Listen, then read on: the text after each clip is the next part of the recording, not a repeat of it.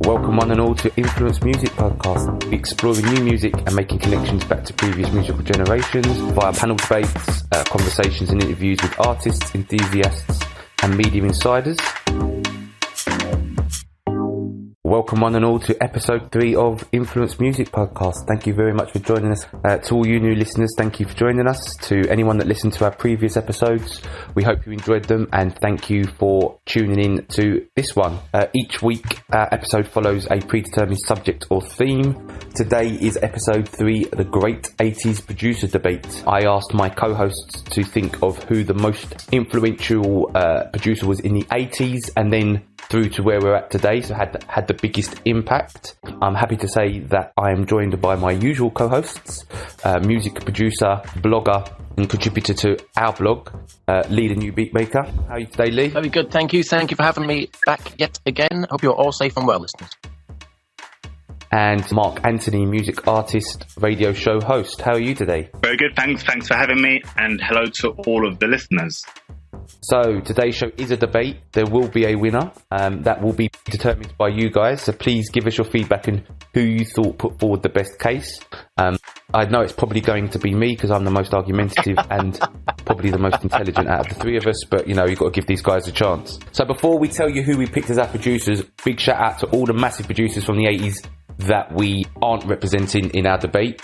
Steve Lillywhite, Giorgio Moroder. One of the ones that I thought all three of us could have done, but we see this person as an artist rather than a producer, would be Prince, Quincy Jones, Babyface and L.A. Reid, Rick Rubin, all massive producers. So, you know, don't just take our three as the best three. Please look into all these people that influence the artists that you love from past and present. Please contact us via influence.co.uk, via the Instagram, which is Influence Music Podcast, and give us a shout and let us know what you think. Is there anyone out that we've missed, that we've not just thought of? The podcast is for music lovers, and that's the gist of it. We want that feedback. But I suppose we better move forward from there and tell you who we've picked. So I'll go first by saying I've picked the best producer in the 80s. And the best producer, I would say, that influences modern music, which is Jimmy Jam Harris and Terry Lewis, also known as Jam and Lewis. Who you guys got? A musical genius, Teddy Riley. Nile Rodgers, the best producer of the 1980s. Okay, so we've got Jam and Lewis, Teddy Riley and Nile Rodgers. I like it. This is going to be easy work. So how the format's going to work is each one of us will do a monologue on why we think our producer is the best producer, and then the other two parties will try and pick holes at that at the end of their monologue. Mark, you can go ahead first and tell us why you wrongly think that your producer is the best producer of the 1980s. So I picked the best producer of the 1980s, who is Nile Rodgers. At the start of talking about him, I'm just going to rewind it to the 70s before we move on to the 80s. Reason being, as most of you know, Nile Rodgers formed Chic in the 70s, and the band were really at the top of their game because the 70s era was very much about disco.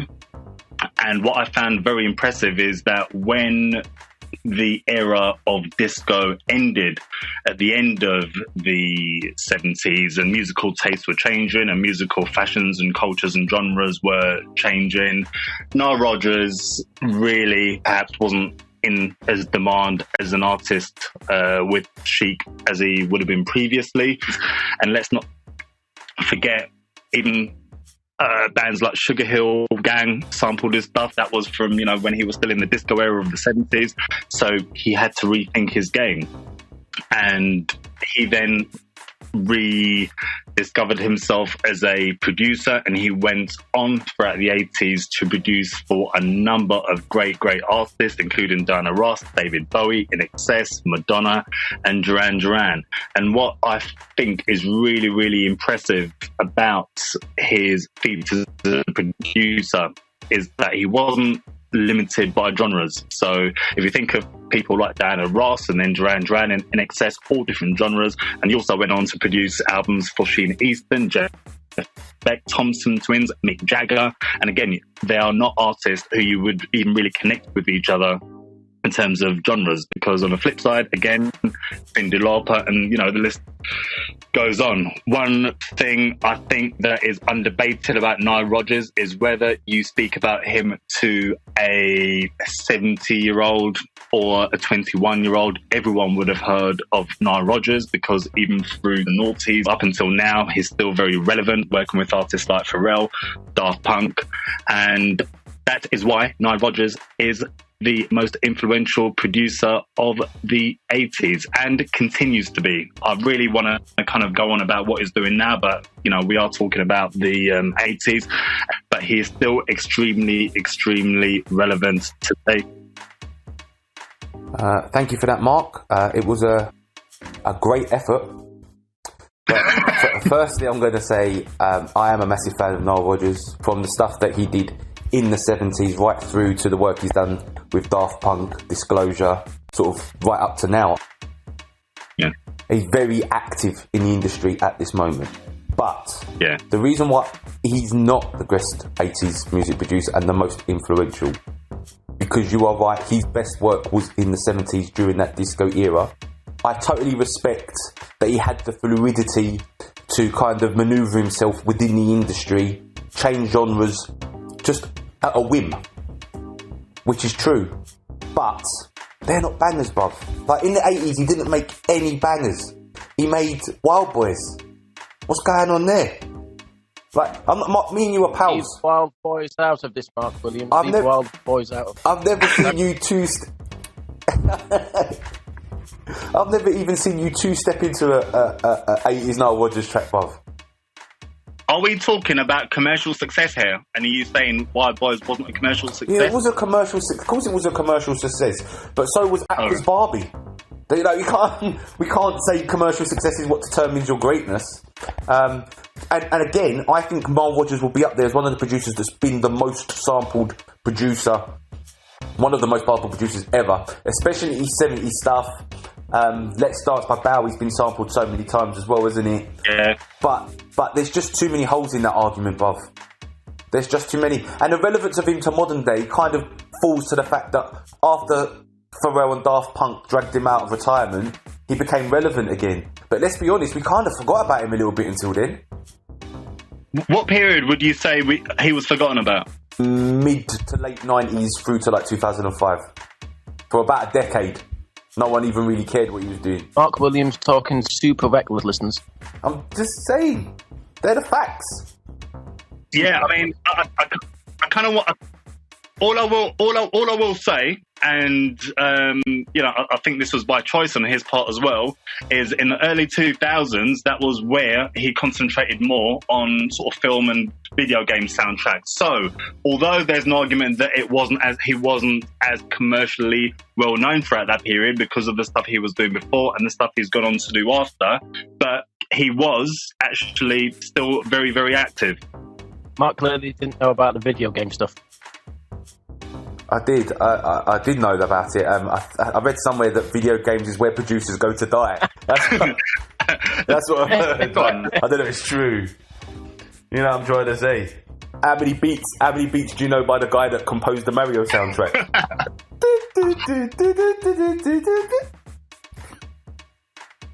Yeah, I'm just answering your point. In 2002, another thing I will say is that he did actually go on to produce the reunion album for Duran Duran. Whilst I'm not saying that everyone loves Duran Duran, it was a banger. It was a banger of an album which went to number 3 in the UK. So I'd argue that he was still relevant, albeit in probably areas he wasn't in before, but he was still very relevant. Yeah, I mean, again, I think he's a great shout. I think he's a fantastic producer. I've expressed my holes in it, but I've always got to state the positives. This is a guy that if you'd asked anyone in 79 when disco went from being the music of choice to kind of being mocked in the early 80s, that's effectively what happened, you would have thought his career would be dead and buried, and it went the other way. So, I mean, that shows the guy's talent just in that movement, but he's still not the best. All I will say, Mark, is that we're all still learning about stuff, and I'm happy to talk to you after the show and educate you further. And show you the errors. Your ways, Show you Mark. the errors of your ways. I don't hold grudges this time. I accept, when you apologise and you regret some of the stuff you said, and we move on. That's what life okay, we'll see. Go on then, Lee. What do you reckon about Niall? What have you got to say about Nile Rodgers? Mark Anthony put together a case that was incredibly cohesive and incredibly cogent. Wish I could say the same about you, but Mark Williams out here trying to get lucky with his random swings. Oh, I like the reference.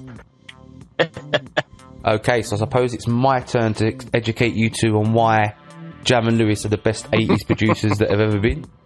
So I think you two should just kick back for a little bit. Have you got drinks there? Have you got like a cup of tea or something? Maybe go make a coffee. Maybe a notebook. Take some notes. I don't know what you're gonna need. In session, is it? Yeah. No, I'm gonna mow the lawn. Let me know when you finish, and I'll come back. KRS-One is in the building. Class is in session. Yeah. So here we go. Jam and Lewis are the best producers from the 80s and one of the most influential producers to date. For these reasons. So I'm going to start with a story about how the production started. It goes back to the days of Prince and the Minneapolis sound. When Prince signed his first record contract, there was a waiver in the contract that stated he wanted to move into different kind of musical genres and write all different types of music, but still stay true to the Minneapolis sound that fundamentally he created. So he could sign bands, or signed a band, that continued to play that type of music while he ventured out and done other things. So he signed a band from Minneapolis that he already knew of called Flight Time, which later became Time, which later became Morris Day and Time. In the original lineup, when he signed them, it had Jam and Lewis in it as musicians. So they were the opening act at all Prince gigs. Jam and Lewis get approached by a black record executive for a record label called Taboo Records. The gentleman's name is Clarence Avant. For anyone that hasn't heard of this gentleman, there is a brilliant Netflix documentary called The Black Godfather. I recommend everyone goes and watches it. This is a guy that grew up through a defining era in the music era in the United States and had such an influential role. It's a must-see, but I'm going off topic here, but it is a must-see, so I recommend everyone to go and watch it. So anyway, he flies them out to produce this record. They produce the record, and while they're producing the record, there's a snowstorm, so they can't fly back to meet the band to open for Prince. So because this happens, Prince sacks them. At that point, they decided that maybe record production would be the better way to go because they just lost their jobs. The song that they had just produced for Taboo Records was SOS Band's Just Be Good To Me, which was a massive hit. I suppose in the UK it's a little bit more famous from the Dubs International version, which was a cover of. It went on from there. Clarence Avant signed them to Taboo Records, and he was their go-to producer for loads of their hits. They created the Roland 808 sound, as it's like to be known, with those kind of two-step hard-hitting beats. And they created the singles and produced the singles for Thelma Houston, Used to Hold Me So Tight, Change of Heart, like I just said, SOS Band's Just Be Good To Me, as well as The Finest, Cheryl's Saturday Love, Cheryl Lynn's Encore, and I do believe that all those tracks were also all released on Taboo Records as well. But in 1986, so it's like 2 or 3 years after they really started kicking off their career, their legacy was set. They were signed to be the producers on Janet Jackson's second album. Again, another fact not a lot of people know, that it was her second album, called Control. Her first album was not a commercial success.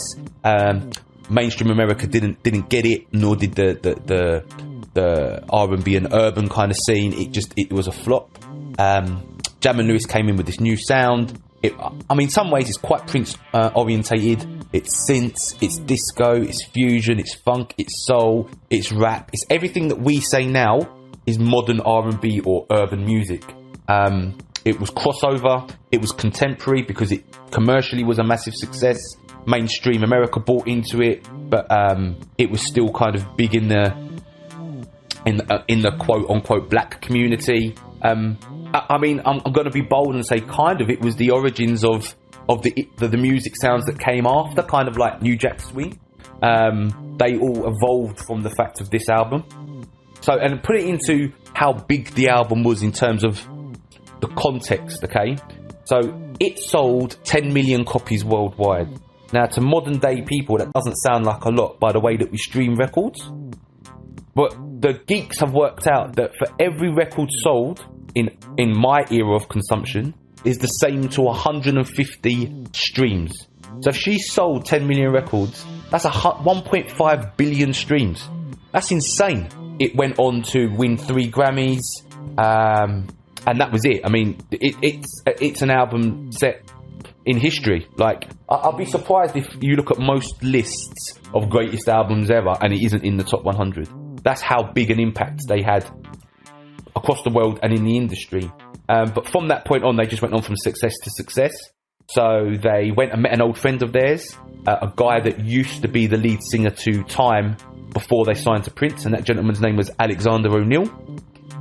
They produced his second album called Hearsay. Again, massive success. It sold 900,000 copies in the UK alone. Again, if you're putting that in terms of streams, that's like 135 million streams. It had hits like Fake, Criticise, Never Knew Love and Sunshine. I actually think that album was bigger in the UK than it probably was in America. But it kind of reinstated that sound that they'd already created with Janet Jackson in the first album, Control. And if you listen to tracks like Criticise and Fake, you can kind of see like how that evolved into the genres to come. It was hard hitting, it was synth based, it was urban, but it was crossover. And then 1989, we get a second Janet album, which not only was the album fantastic, but visually the videos that went with the album were very iconic. The name of the album was Rhythm Nation 1814. It sold 12 million copies, so 2 million more than the first album. It had great tracks on it like Miss You Much, State of the World, Rhythm Nation, Alright, Escapade. And again, I know where Lee's going to go with this, because that 1989 Rhythm Nation album was very hard hitting, and it felt like they realised that there was a niche in the market, because the sound is very similar to what Teddy was doing with the New Jack Swing at the time. But I kind of feel like what Teddy did was an evolution of what they originally did.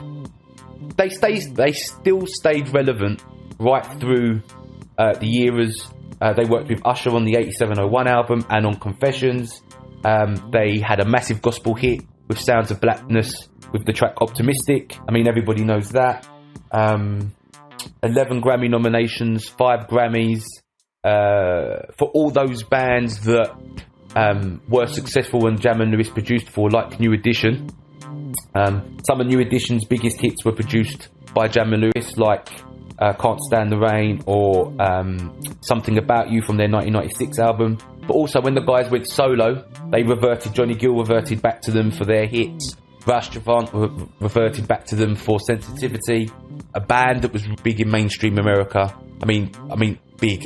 The One Direction before One Direction, I suppose, with New Kids on the Block. And when New Kids on the Block broke up, I would say the main heartthrob decided to go solo. Now, what's he going to do? What direction is he going to move in? He goes and he sees Jam and Lewis for a beat, and he says to them, I want to be a star. So when the track gets released, back in those days, you used to get exclusives on Top of the Pops, do you remember? And it'd be like a special Top of the Pops. I remember seeing the video, and I thought, it's sunny and the guy's wearing a polo jumper, like roll neck jumper and a leather jacket at a fun fair. What's he doing? But when the beat dropped... Because he's so cool. Because he's so cool. Yeah, exactly. When the beat dropped, the tune was so sick. So this is a track by called Jordan Knight. Give It To You. It's like great video. And if you watch that now, you fast forward sort of, well, it must be like 15 years, is exactly the same thing that Neptunes did with Timberlake.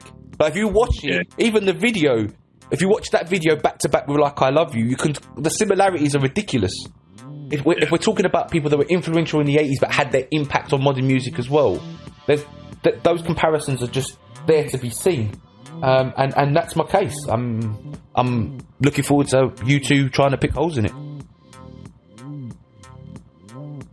Well, I have a very quick one off the back of that Jordan Knight song, to be honest with you, Mark Williams. And sorry, Mark Anthony, I jumped in because I was chomping at the bit a little bit. Mark Williams, you just said that if you fast forward 15 years, the Justin Timberlake Neptunes video, if you watch the video, it looks just like the same thing. No, but so I would say see that the similarities, if you know what I mean. Yeah. I don't think that the sound which we're going on sounds anything similar. I think that maybe it was even the same video director, so I think that says more about the aesthetics of the video than it does the production. I would also say that Jordan Knight song is an absolute banger. What I would also say is, no Miami bass music, no Jordan Knight, Give It To You. That to me doesn't sound like a Jimmy Jam and Terry Lewis innovation. That sounds like a very much a Shakespeare/Tricky vibe, and very Miami bass influence. So I think it's an amazing track, but I think that's a bit of an outlier, to be honest with you both. But it is an amazing track. I think you're being harsh. I can see what you're saying. Is Mark there? Or has he just hung up the phone? I think he's hung up the phone. And I reckon this bit shouldn't be. I reckon this bit shouldn't be edited. It should just be left as it is. So it looks like Mark has stormed off. I'm still here. I mean, don't you worry about me. I'm still here. I'm taking on board what Lee said. Mark, you're coming through really badly. I'm still here. It's because he's just thrown the phone against the wall. I'm still here. I can hear everything that Lee said. I'm just trying to kind of contemplate whether he's right. Unless the talking nonsense filter's been put on. No, not at all. You know, yes, I do hear the Miami bass influence in the track. But Windows 10 upgrade coming with a bullshit system. They had to keep him up to date and relevant. What did you expect them to do, Lee? Like, to revert back to what they were doing in 86? 10 years, 15 years later? I can't really hear you. Come on now. Hello, we're back now. Can you hear me now? Can you hear me now? Hear me now. Mark, what's going on, bro? Lee, can you hear me? Can anybody hear me? The blood clot. Lee, can you hear him, or is it just my end? Well, where's Lee's dead, man? What's happened to Lee? Not really, no. No. You can't hear me? You sound like you're in a swimming pool. Yeah. Oh, you sound like you're drowning. You sound... Okay, Lee, I see what you're saying. I understand where you're coming from, but what did you expect them to do? I mean, this is a different era of music. The guys aren't going to go back to doing what they were doing in 83 and 86 for Jordan Knight. They moved with the times, and that was the sound which people were into at the time, so they made a track like that. Isn't that evolution? Are you trying to say that's ripping people off? I'm saying nothing of the sort. You're going to get me in trouble online. Yeah. What I'm saying is, in the 80s, they were massively influential, but with songs like the Jordan Knight song, which is so Miami bass, they went from being the innovators dominant, influential and innovating to following what was trendy at the time, which was Miami bass and R&B. Well, I think there's an argument for that. I don't think it's a good one, but I think there is an argument for that. But anyway, you know, if that's all you've got to pick at from my 20 minutes of talking, it just shows that I have got the best production. Well, there was something else that I did want to bring up, and quick disclaimer: I think that Jimmy Jam and Terry Lewis are two of the greatest producers of all time. I don't think, again, I want to recap with the listeners that even though there is a little bit of banter and a little bit of winding each other up here, we have nothing but respect for Nile Rodgers, Jimmy Jam, Terry Lewis, Teddy Riley, and we're talking about Jimmy Jam and Terry Lewis right now. But with my banter hat on a little bit, Mark, you did have 20 minutes, but the first 8 minutes, all I heard was Prince was a boss. Prince created his own sound. A Minneapolis sound, amazing. Prince dictated to record labels in a time where they were ripping black artists off left, right and centre, dictated who he could sign and all these types of boss moves. And, I think there's an argument there that you spent about a third of your time talking about Prince and how he influenced Jimmy Jam and Terry Lewis. So maybe, we could go over Prince and just how influential he was both musically and that strong black self-owned business mind of his was, especially with things like how he was so so forward thinking with the internet and things of that nature. But yeah, my banter, my teasing aside, I think that would be a good episode for the future. Especially, actually, it reminded me of another story. If anyone watches the Nori podcast, where Nori talks to Nas, and Nas talks about meeting Prince for the first time. You've ever seen it? And Nas says, like, I'm a massive fan. I want to work with you. What do you think? And Prince says, I think you're very talented as well, but do you own your own masters? And Nas kind of stopped and thought to himself, there you go. Yeah, no, I don't own my own masters. And Prince says, well, when you own your own masters, I'll come and work with you. And like, that's the first time he met him, and he's dropping dimes on him like that. There you go. Yeah. There you go. One thing I just want to say, Mark, is like Lee, I'm a huge fan of Jimmy Jam and Terry Lewis, and I have nothing but love for them. What I will say, and I think this is even more evident when you come from talking like an artist or a producer like Nile Rodgers, is that all of their production is around the R&B genre. That's what I will say, and I'm a big lover of R&B, and I'm not here to diss the genre because it's probably my favourite genre. If anything, all I will say is in terms of the diversity of music that they produce, I feel that you would only liken them to R&B, soul, perhaps urban music, whereas you've got other artists such as Nile Rodgers who covered a wide range of music genres, and I don't really think that can even be argued upon. I actually think, being honest, and it pains me to say it, that's a very good point. I mean, yes, because everything they've even done, even when they've worked with the Gwen Stefani's and the more pop-orientated acts, they've still done, I quote a phrase, black-orientated music. Where, like you said before, Nile Rodgers did venture out and do kind of different genres. He actually went in a completely different direction when he worked with Madonna or Duran Duran or In Excess. So that is a fair point. But the thing is that what you got to remember is that Jimmy Jam and Terry Lewis did it very, very well. And there's, I don't know if you know this saying, but if it ain't broke, don't try and fix it. Yeah. So, have you ever asked Usain Bolt to run the 400 metres? No, of course. And listen, I both appreciate and agree with the point that if Jimmy Jam and Terry Lewis aren't able to do a good job in those genres, they shouldn't touch it. So I appreciate that. No, there's an argument to say it's better to be brilliant at something than to be good at everything. Okay, all right. Go on, Lee. It's all you. Are you prepped? Are you ready? Because I think you guys are faltering here. Fake news. How long do I have to state my case? Because I want to make sure that I'm fair to both of you guys as far as the length of time you had. I think we've pretty much had enough already, if I'm being... I don't want to... 15 minutes? If you feel like you need 15 minutes... I don't want to be that, when they do the filibusters in the American political system where someone will talk for 24 hours so that emotion can't go through. Yeah.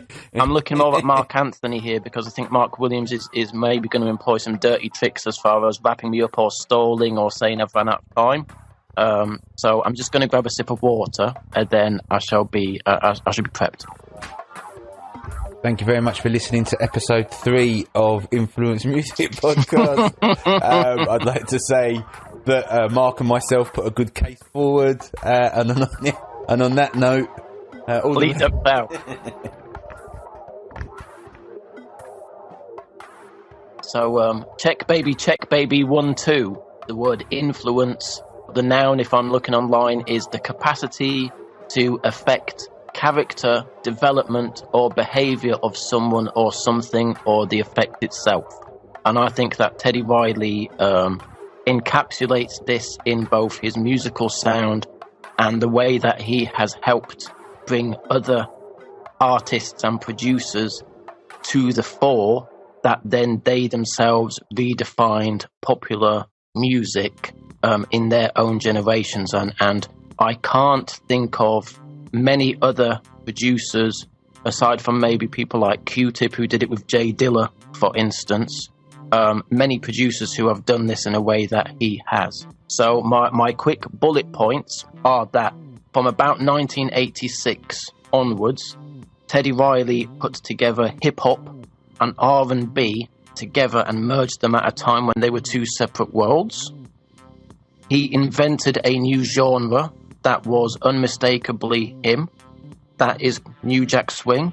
And whilst some people would like to say New Jack Swing was a passing fad, it was a movement that was incredibly popular even into the early to mid 90s. You still had songs, not on the playlist, but songs like Stay by Eternal and Don't Walk Away by Jade that were very much New Jack Swing 2.0, I would say. He was someone who worked with artists and brought out the best in artists that they themselves went on to influence others or quote-unquote hook people up from around the way, who they then went on to have amazing influential success. So I'm thinking, for instance, especially of his work with the late, great Heavy D, who was a body-positive rapper. He was a big guy. I mean, nowadays we have the Lizzos and people who are very body-positive. Here is a guy who dubbed himself the Overweight Lover and had these amazing dance routines on amazing, very soulful hip-hop tracks by Teddy Riley. Heavy D himself then was very big part of the Mount Vernon sound. People like Pete Rock and CL Smooth, who themselves are an amazingly influential group. They even went on to influence people like late great Jay Dilla. So here is Teddy Riley bringing out the best in and giving Heavy D more exposure. He was very influential in a record label that nowadays people may not hear as much of and recognize as much, but we all grew up, I'm sure, worshipping, so to speak, Uptown Records, rest in peace, Andre Harrell, and Teddy Riley was a part of that kind of movement. Me talking about Teddy Riley and, you know, moving and shaking with the Uptown Records of the world goes a little bit outside the remit of this today, but it's something that we can go into at a further podcast. And I think it's maybe a bit of a crass way of putting it, so I apologize.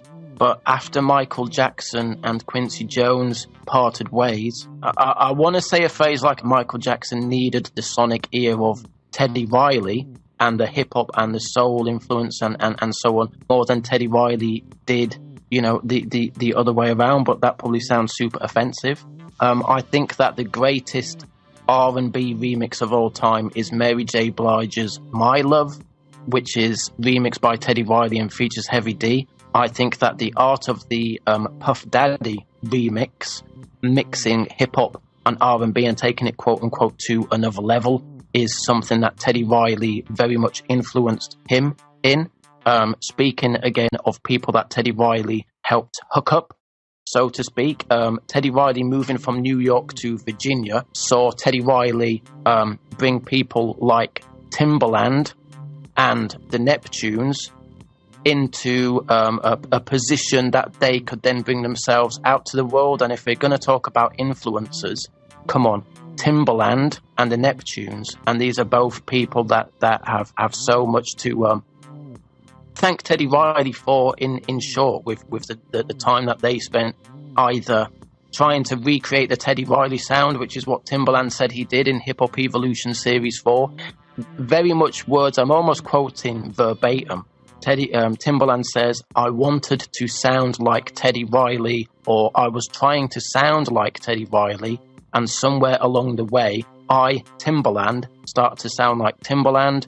You've then got the Neptunes. I mean, Pharrell Williams is the SWV MC sample on Right Here, the Right Here remix by SWV, and that's as early back as far as something like 1992. I mean, Mark Anthony has talked about Pharrell Williams and Nile Rodgers as a sign of Nile Rodgers' continued impact on music, which is very true. Mark Williams, you talked about the Neptunes with Jimmy Jam and Terry Lewis, but here is Teddy Riley, who hooked up Pharrell Williams and Chad Hugo, the Neptunes.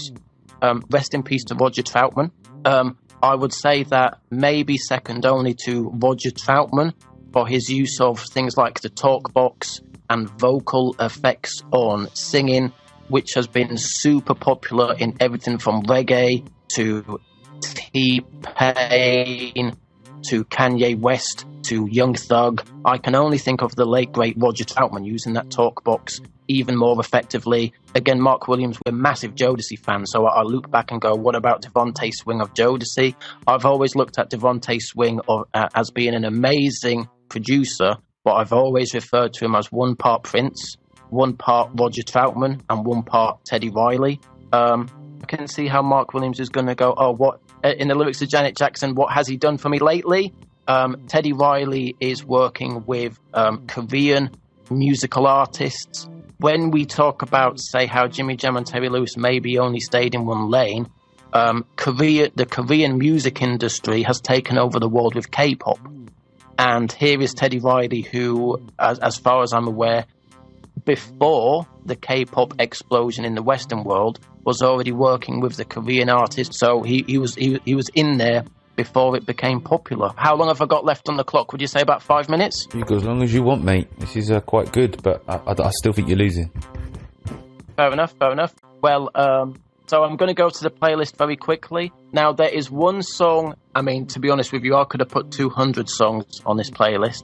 One song that is conspicuous in its absence is Dougie Fresh and Slick Rick's The Show from 1986, if I remember correctly. It was a massive hip-hop classic hit, but it was also a massive pop hit. The reason that it is not in the playlist is purely technical reasons. I couldn't find I couldn't find it on Spotify, for want of a better phrase. Also, my wannabe DJ side, the tempo and the length of it was difficult to fit in. But going through the records that I did choose, I have Groove Me by Guy. I was a little bit late to the party with acts like Guy, but going back in time, I now see just how influential they were. This is Teddy Riley using the go-go drums, the James Brown samples, the R&B meets gospel kind of keys. From what I understand, it was a super influential track. And all these years later, I mean, if you don't dance to Groove Me by Guy, do you need your pulse checking? I mean, I think it's a song that you can't not dance to. Secondly is Keith Sweat. Again, I'm not going to lie, full disclosure here, I was never fully on board with Keith Sweat, but I understand as far as Black American R&B music icons, you have got to acknowledge and pay homage, which is what I'm doing here. The kind of crooning that Keith Sweat did, especially over the Teddy Riley production, I think you can hear in people like Drake and The Weeknd. And again, so I'm talking here about an artist who influenced the modern day influencers, because you turn on the radio and a lot of what you're hearing is descendants of Drake and The Weeknd, and they're descendants of Teddy Riley and Keith Sweat. Oh, and the song that I chose for Keith Sweat, if anyone was interested, was I Want Her. Now these next tracks is where I start to get very much into my nostalgia bags. Next track, Heavy D and the Boys, Somebody For Me. Teddy Riley was bringing together these heavy West African / go-go syncopated drums, these fantastic almost house music synths, and again, having a rapper in Heavy D that was able to be street cred and fly, but also be sensitive on a record like this. I mean, 1986, 1987, I think that a lot of the hip-hop related to wanting a woman, they haven't aged well. Sometimes for, shall we say, political reasons and politically correct reasons, or they were too saccharine, sweet and mawkish. This is neither. And again, here's Heavy D.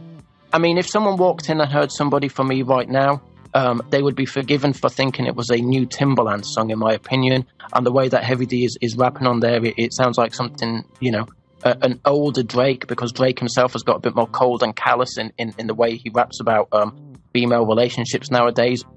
I was a big Rex and Effect fan. Here is a fantastic hip-hop record in a way that artists like Pete Rock, Puff Daddy and other super producers did much later. Here's Teddy Riley popping his collar, telling you that he's got everyone from Guy to Keith Sweat to Boy George being down with the Teddy Riley New Jack Swing influence.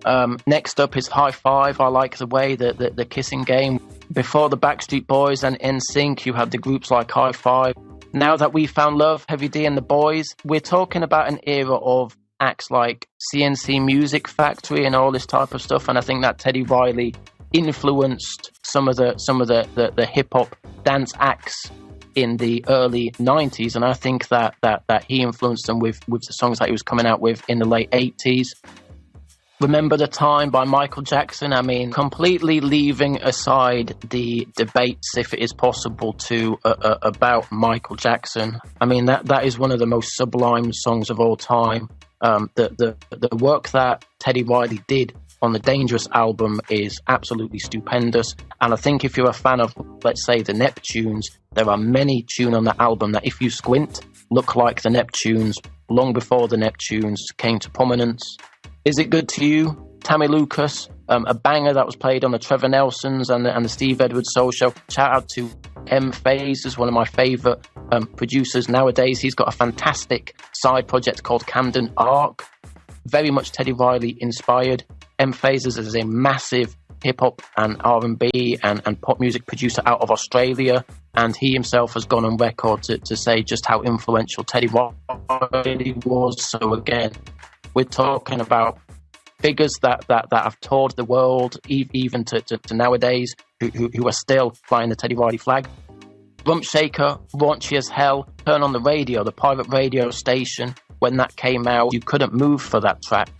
Mary J. Blige, I've already talked about the My Love remix and just how sublime it is. What Teddy Riley was able to do with sounds of air and shimmering and the top end on tracks, sublime. How he made his snares and hand claps snap so hard without being vulgar and loud, I don't know.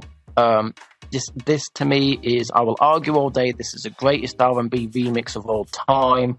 And if you want to hear the forerunner of the Kanye West, T-Pain, Young Thug, like I say, you go to three people. You go to Roger Troutman, you go to Devontae Swing, and right there in the middle, bridging those two eras, is Teddy Riley, and he does it amazingly on here. I'm So Into You, SWV remix. Again, that was an absolutely massive remix. Again, another one of my favourite top 3 R&B remixes of all time. Very, very much on the same argument that I just made about Mary J. Blige, My Love. And then you've got a song, listener, you may have heard of it. It samples Bill Withers. It features Dr. Dre, a track by Blackstreet called No Diggity. I mean, I don't think I need to say anything else about that, apart from the fact that Dr. Dre from Fresh on Death Row Records was able to make one of the biggest crossover R&B hits of all time with Teddy Riley, and I think that is it sounds sonically like a perfect merging of the two. I don't think it's Dr. Dre did everything on there and Teddy Riley just sang a bit of no. I also think that Teddy Riley didn't do everything, because there's certain bits in that song, the backwards reverb that sounds super Dr. Dre, but I think it's a meeting of two amazing musical geniuses. And then so very, very quickly, I am going on to the influenced piece. We have Poison by Belle Biv DeVoe. The Bomb Squad, as far as I am aware, did very wall of sound, very abrasive, very psychedelic music for Public Enemy. Most notably, I'm obsessed with the album Fear of a Black Planet, and also what I call the West Coast Fear of a Black Planet, which is Ice Cube's KKK's Most Wanted. The Ice Cube album especially comes up in a lot of people's top 3 rap albums of all time. So you've got a super influential production group in the Bomb Squad, who they themselves, as far as I can tell, and respectfully, I have all the respect in the world for the Bomb Squad, but it feels to me like they completely flipped their style to a new Jack Swing style years after Teddy Riley had done it on Poison. I've put in Fiending by Jodeci. This may be a conversation for another time, but would it be too harsh and too short a thing to say if there was no Teddy Riley and Guy, there'd be no Jodeci? I don't know. We'll leave that for another conversation, I'm sure. Pony by Genuine. That again, that's Timbaland. Remember, Timbaland said that I tried to sound like Teddy Riley, and somewhere along the way I sounded like me. And ditto again, if it wasn't for Teddy Riley and Guy, then Jodeci, would you even have this music? I put it to you. Pharrell Williams and Snoop Dogg, That Girl. The strings on that especially sound very Teddy Riley-ish to me. Pharrell, under the tutelage of Teddy Riley, I think I'm over-labouring at this point. Drake, Best I Ever Had, mixture of hip-hop and R&B. I mean, we so take for granted in 2020 hip-hop and R&B. People use the same terms interchangeably, and we come up from a time where, no, you had R&B, you had the Alexander O'Neals, and you had hip-hop. And the hip-hop was the Public Enemies and so on and so forth. And I can't really think of anyone that brought them together either as early and or as successfully as Teddy Riley. Missing from this playlist are tracks by people like Young Thug and T-Pain, who this whole auto-tune kind of vibe that a lot of people were totally in love with. Again, I keep saying Roger Troutman, Devontae Swing, and right there in the middle of them is Teddy Riley. And my final track, bringing us very much up to date, I want to say 2018, is Bruno Mars with Cardi B and Finesse. Massive radio hit that, like I say, for argument's sake, let's say that was 2018. That is a Teddy Riley tune. And when Bruno Mars wins all those awards, you know he's up on that podium, you know who he's thanking. Yes, always pays homage to Teddy Riley.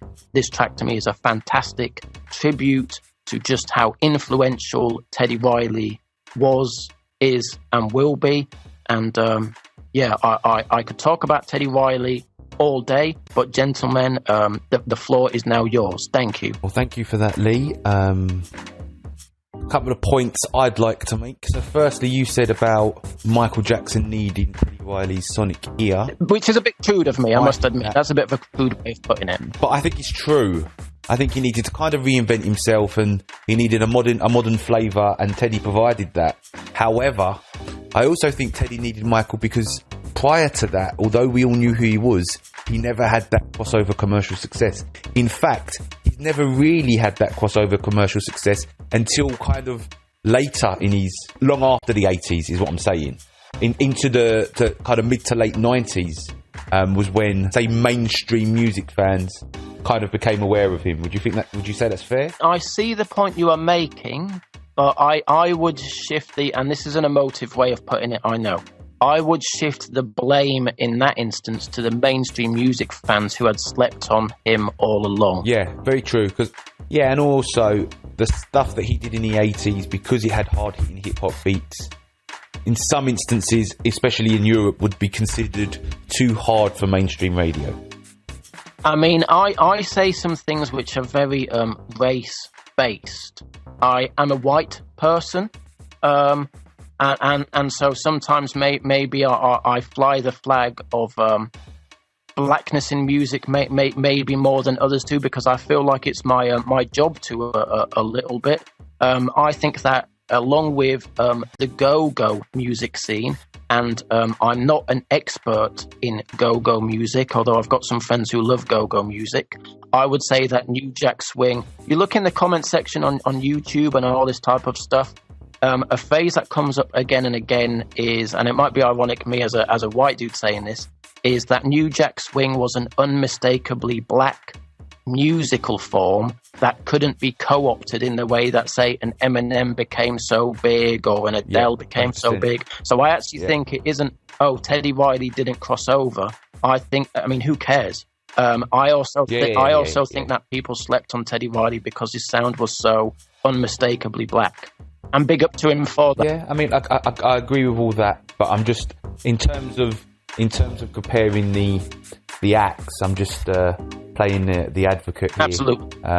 Again, like you said, Pharrell was influenced massively. He wrote the first verse on Rump Shaker, I think, even though he didn't perform on the track. Well, when you hear Teddy Riley go, it's Teddy, ready with the 1, 2, checker. I mean, if you pitched that up a little bit, that's Pharrell Williams, absolutely. But again, Teddy Riley never said he was a rapper, so it is what it is. But yeah, absolutely. See, this is one of the things that I love about this podcast, Mark, is the fact that we see these little points back in the day, and you line them up, and you suddenly go, wow, you can hear that back then. Pharrell Williams was already in the mix. Absolutely. But then you got the problem of this. So you got like Teddy Riley produced. What's the name of the track? I'm Looking for the One. You heard of Fresh Prince and Jazzy Jeff track?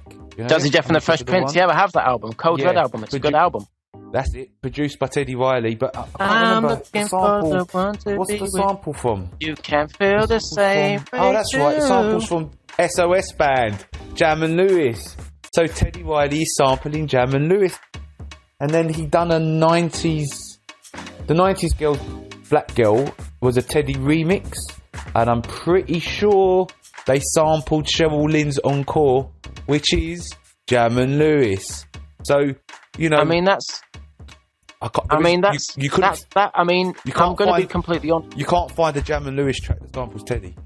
I'm just going to put it out But there. then again, I think that's a little bit like saying, check out how 10cc should be credited for how influential Jay Dilla is, because Jay Dilla sampled them here and there. So I see your point. And again, if you want to talk about sampling, if you sample someone, you are being influenced by them in the most maybe raw and honest way possible. But Teddy Riley also sampled James Brown. You know, if you want to start to kind of quantify things, you might go, well, there's 2 Jam and Lewis samples. There's 10 James Brown samples. That means he was influenced by James Brown 5 times as much. Do you see what I mean? Yeah, and that's probably true though, isn't it? I would say so, but yeah, I get your point as far as sampling being such a high form of influence. And pardon me, as far as sampling James Brown, can we have a second to recognise Marley Marl? Because when Mark Williams said at the beginning of the show, 80s producers, and the fact that the 80s was such a golden age in music, especially what I dub perhaps clumsily black music, which is most, if not all, popular music. Marley Marl's sampling, especially of artists like James Brown as early as, what would you say, 86, 87? Yeah. My friend Amir Saeed over at beattips.com calls Kool Herc, Grandmaster Flash and African Bambaataa, he calls the grandfathers of modern beat making, and he calls Marley Marl the father of modern beat making. So anytime I talk about sampling, anytime I talk about sampling in the 80s, please bear in mind that I should put Marley Marl on the top of that tree. Like I say, I was quoting there Amir Saeed from his book, The Beat Tips Manual. He's got a fantastic website called beattips.com, and I just wanted to put that in there because rightfully so, he would challenge me if I came off this podcast and talked about sampling James Brown in 1987 and I didn't pay homage to Marley Marl. So yeah, something that really struck me, and this is sort of a question as a point as well, and that's with Jimmy Jam and Terry Lewis as well as Teddy Riley. I think with both of them, you very much liken them to black influenced music because they are extremely influential amongst listeners of black music. I think in terms of diversity, I think that artists like Nile Rodgers are more diverse in terms of their production. I will say though, in terms of Teddy Riley's impact on the industry, as well as Jimmy Jam and Terry Lewis, you can't question their impact at all. I think they're both great producers, and you can't really question that. So yeah, good pick. Yeah, I'd love to put it out there to the listeners, and please contact us via influencepodcast.co.uk, via the Instagram, which is Influence Music Podcast, and give us a shout and let us know what you think. We let listeners decide who the winner is. Me. Thank you very much, music producer, blogger, leader, new beatmaker, and music artist, radio show host, Mark Anthony, for participating, for doing your research and putting your point across. Thank you very much to the listeners for listening. Next episode will be episode 4, where we'll be discussing hip-hop albums that were influential to us. Again, something that we're all very passionate about, and we hope you enjoy listening, and we'll tune in again. All right, take care, everybody. Thanks, guys, for participating, and thank you very much for listening.